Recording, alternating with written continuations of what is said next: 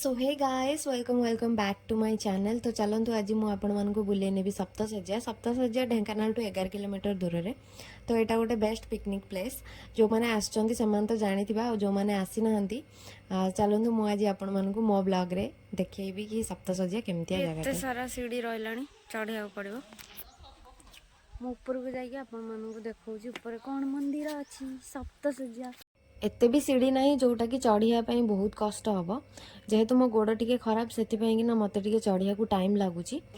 तो पहुँची सारापर मंदिर दर्शन कलु तापर चारिपटे टिके बुलिलु केते शांति आ पीसफुल जगह मत तो बहुत बढ़िया लगे। राम लक्ष्मण सीता हनुमान ये पूजा पाँच आईटा हूँ पहाड़ उपर मंदिरटी आईटी बुलाबुली सारिकी आम पुणी पहाड़ उपर को आहरी गलु झरणा देखापी।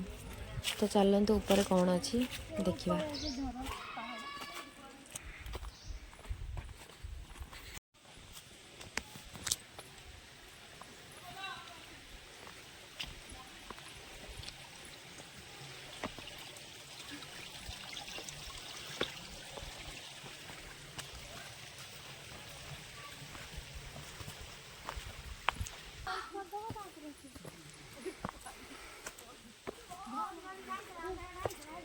जदि आप झरणा देखा आशार आसुँच तो से आशा नहीं कि बिल्कुल भी आसतुनि पिकनिक करी मंदिर दर्शन करी बुलाबुली करी जाइपारे।